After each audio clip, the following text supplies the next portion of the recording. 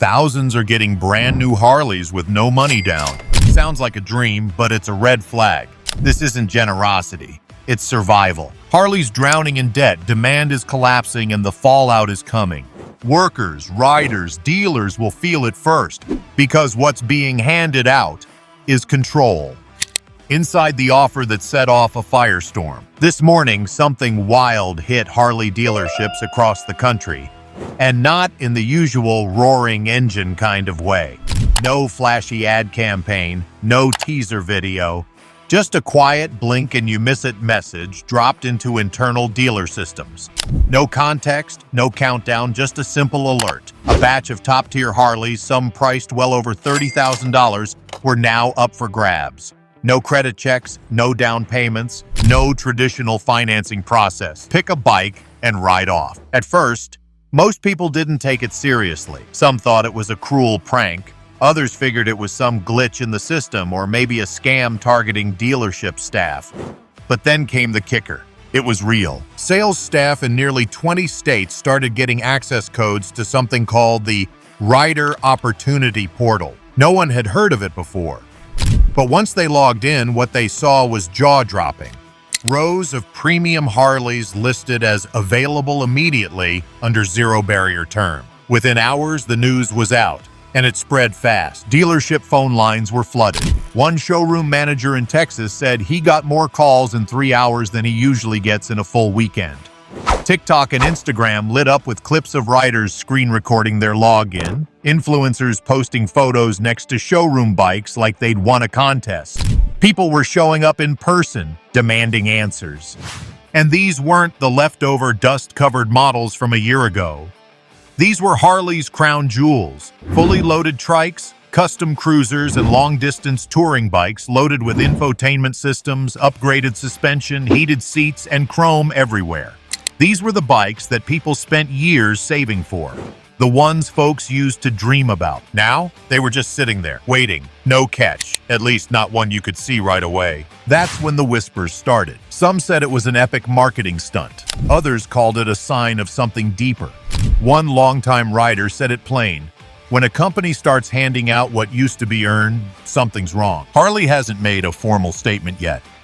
But insiders believe this isn't just a bold promotion, it's a red flag. A warning sign that something much bigger is happening behind closed doors.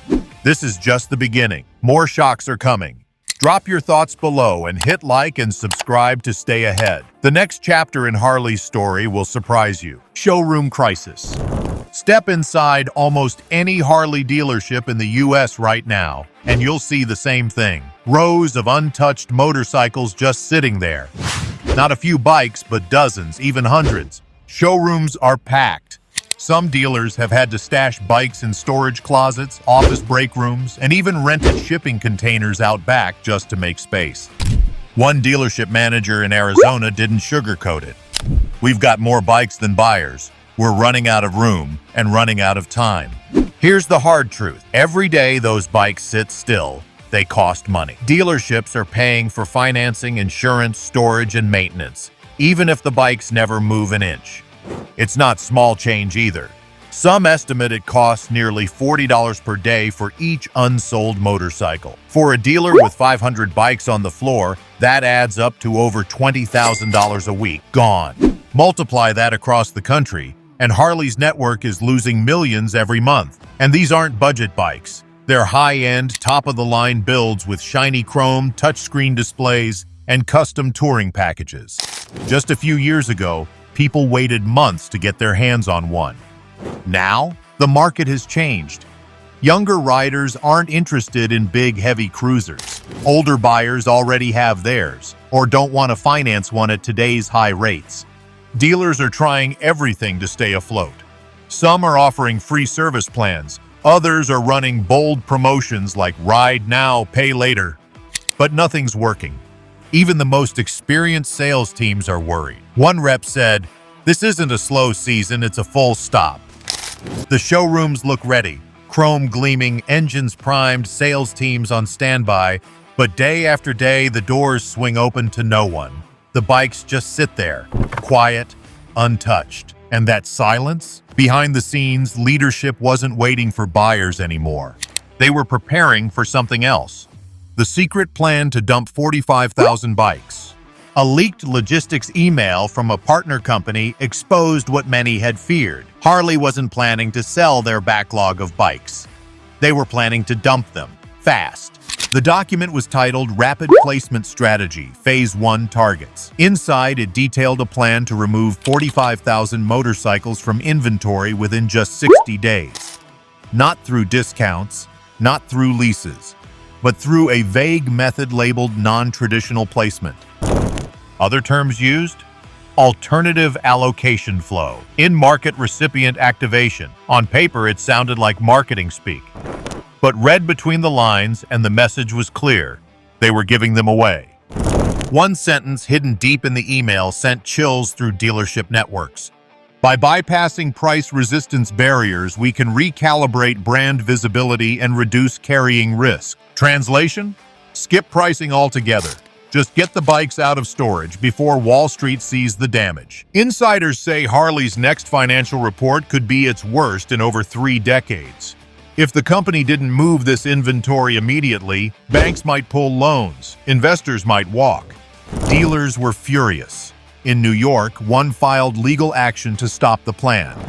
A group in Texas went rogue, setting their own prices to protect their stores. But most dealerships were stuck. They had to choose between going along with the plan or being left behind.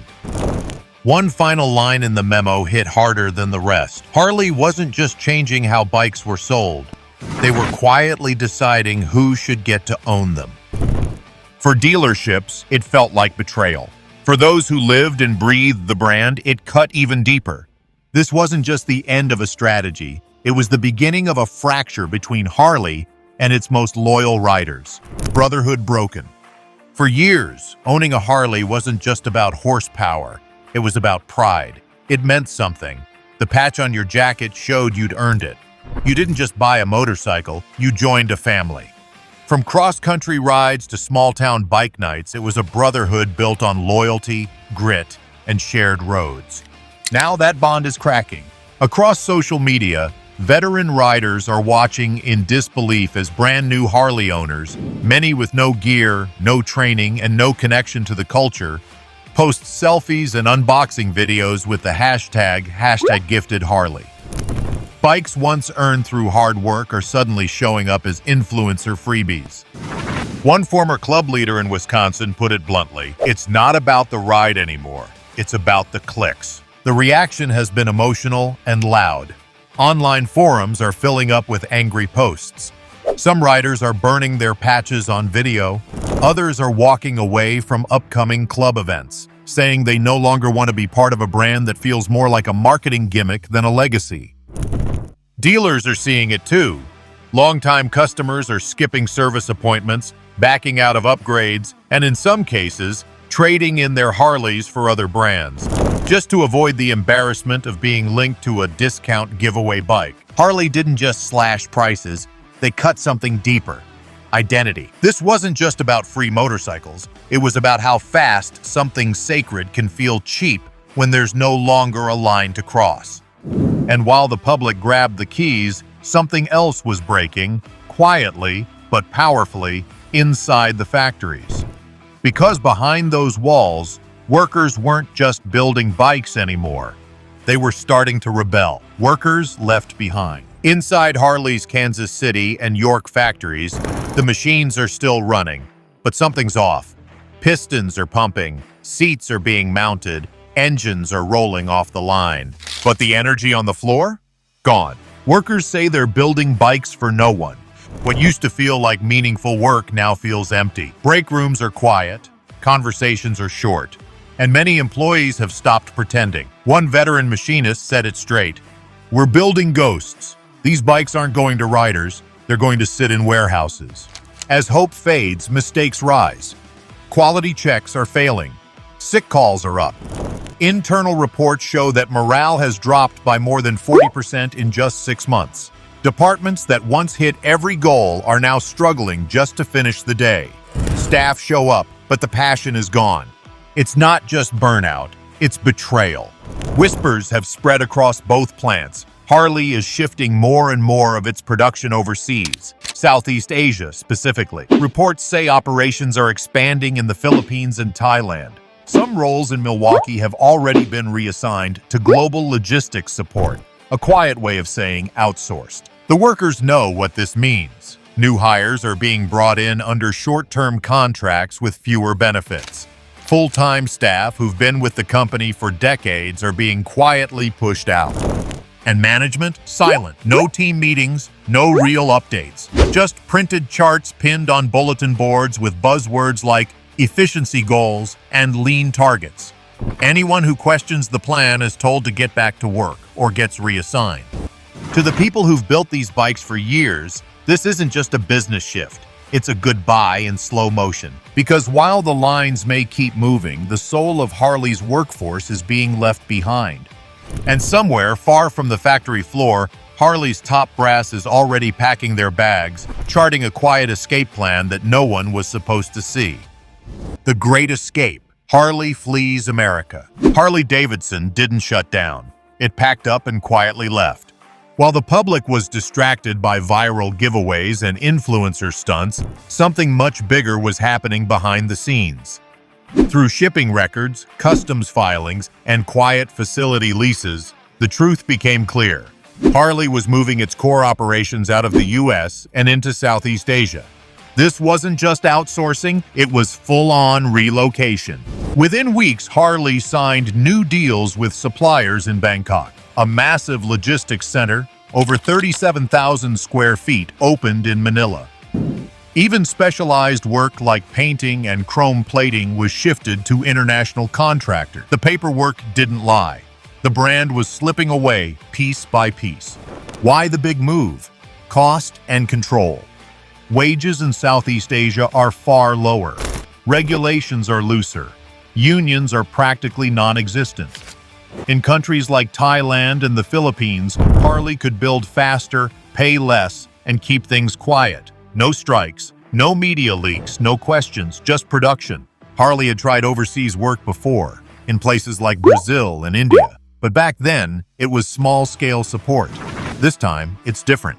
This is a full replacement of American jobs and plants. Trade data confirms it. U.S. orders for motorcycle parts and components dropped sharply. At the same time, air freight to Southeast Asia spiked. In Milwaukee, longtime staff were reassigned to vague roles labeled EV transition support. In reality, their new task was to coordinate with final assembly partners based in Jakarta. The bikes still roll off assembly lines, but not the ones in Kansas or Pennsylvania. Now they're boxed, shipped, and labeled from overseas. And American-made, it's just a sticker now. A leftover from a brand identity that no longer matches reality. The steel might still shine, but the soul of Harley, that's on a different continent. Free bikes that spy on you. At first, it sounded like a dream. Get a brand new Harley for free, just post a selfie and use a few hashtags. That was the deal. But riders soon noticed something strange. The bikes weren't just machines, they were watching. One rider from San Diego, Tyler, thought he got lucky. His Harley arrived with a bow and a 30-page agreement full of polished language and brand terms. He barely skimmed it, just like everyone else. Then, things started getting weird. His bike began syncing with his phone. His calendar events showed up on the dash. Contacts popped in too. One day, his playlist randomly changed as he entered a part of town flagged as a social zone by the Harley app. Then came the notification. Post a photo from your stop. Tell your followers about today's ride. At first, it felt like fun. Then it got pushy. If he ignored the alerts, they just kept coming. If he turned them off, a customer service ticket opened under his name. What Tyler didn't know, what most riders didn't know, was buried in paragraph 17 of that glossy contract. Harley had full rights to collect and use every piece of rider data. That included where you ride, how often you brake, how fast you go, who rides with you, even how many times you stop for gas. They called it user telemetry, but it was really surveillance. These bikes weren't gifts. They were data tools on wheels. Harley didn't just want your loyalty. They wanted your habits, your lifestyle, your network. Riders unknowingly became part of a marketing experiment, with their every move tracked and used to shape the next campaign. The deal wasn't free. You just paid with your privacy. And by the time most people realized what they had signed, it was already too late. And then the IRS showed up. At first, the free bike felt like winning the lottery. But when tax season rolled around, riders found out what they really signed up for, a massive surprise from the IRS. Take Sarah, a single mother from Nashville. She was thrilled when she got a brand new Harley Soft Deluxe through something called the Harley Homegrown Program. The dealership rolled out the red carpet, photos, press releases, hashtags. She was the face of Harley's new Ride for Free era. Then came her tax appointment. Her accountant blinked at the paperwork. You received $32,000 in non-cash compensation? That's income. Sarah couldn't believe it. That motorcycle, supposedly a gift, pushed her into a higher tax bracket. Her federal tax bill alone, $7,800. And that's without state taxes. Riders in places like New York and California were hit even harder. Some got slapped with bills over $10,000. And here's the kicker. She couldn't sell the bike to pay the bill. The contract from Harley had fine print that locked her into ownership. No selling, trading, or transferring the bike for 3 years. Even if it sat in the garage collecting dust, the IRS still saw it as income. Some riders tried to return the bikes, but that didn't erase the tax bill either. One IRS agent reportedly told a rider, "We don't care if it runs or not. You took possession. That's income." Many riders thought Harley would cover the taxes, or at least warn them, but that wasn't in the deal. No one read the dense paperwork. They just signed and smiled for the camera. Now dozens, maybe hundreds of riders are stuck with tax debt for a gift they never truly owned. But Harley didn't do this just for publicity. This was part of a much bigger strategy, because the real endgame wasn't about riders, it was about investors, and Wall Street was about to get its cut. China, Japan, and Germany smell blood. As soon as Harley-Davidson began handing out bikes like party favors, the global motorcycle industry snapped to attention. In Japan, Kawasaki called an emergency meeting. Their biggest worry? That Harley's collapse would drag down everyone else's prices. For years, Kawasaki has made sleek, retro-style cruisers that fit just under Harley's premium price point. But now, with Americans getting $30,000 bikes for free or nearly free, even Kawasaki's budget models started to look overpriced. Their internal reports called it a possible Harley contagion. Meanwhile, over in Germany, BMW Motorrad wasn't taking things lightly either. Their bikes are all about high performance and elite engineering, fancy, pricey, and proudly not Harley. But if customers stop seeing value in expensive motorcycles altogether, BMW's top-shelf image could suffer. One exec reportedly said, "How do you market precision when people expect promotions?" But China saw opportunity. Brands like CF Moto and QJ Motor didn't waste time. They quietly started making moves across the southern US, especially in places where Harley used to dominate. These aren't your old idea of cheap Chinese bikes. They're sleek, reliable, and most importantly, affordable. Some dealers started offering cruisers under $7,000. That's less than a fourth of what a full-size Harley costs. And riders noticed. In places like Texas, Florida, and Georgia, test rides for these budget-friendly Chinese bikes are skyrocketing. Riders who felt burned by Harley's pricing games are now looking at CF Moto as a smarter option. Less flash, less drama, and no surprise IRS bills. Kawasaki and BMW are trimming prices to stay competitive. But China isn't trimming anything. They're replacing Harley at the entry level, one rider at a time. And while Harley scrambles to stop the bleeding, its rivals are taking the wheel with calm, calculated precision. And behind the scenes, investors are asking the only question that matters: how much longer can the brand survive? But it's not just investors watching now. Lawmakers have entered the ring, and what started as a brand crisis is quickly turning into a legal firestorm. Congress cracks down. It didn't take long for Washington to take notice. After Harley's giveaway storm made headlines, members of Congress started asking tough questions. Was this a clever marketing trick or a dangerous move that broke the law? Lawmakers from both parties jumped in. Senators from Wisconsin, Texas, and Pennsylvania co-signed a letter to the Federal Trade Commission accusing Harley of sidestepping dealer protection laws. These laws were made to protect small dealerships from being undercut by the big manufacturers they work with. And now it looked like Harley might have bulldozed right through them. The letter didn't hold back. One line called Harley's actions reckless, harmful, and potentially illegal. At a hearing focused on small business survival, one dealer from Ohio gave emotional testimony. Then this program came out, and just like that, our customers were gone. His voice cracked. The room went quiet. Lawmakers seemed rattled. Some talked about possible fines. Others discussed whether Harley should be forced to undo the program. One senator even said this could be a warning sign for all U.S. dealerships. If Harley gets away with this, who's next?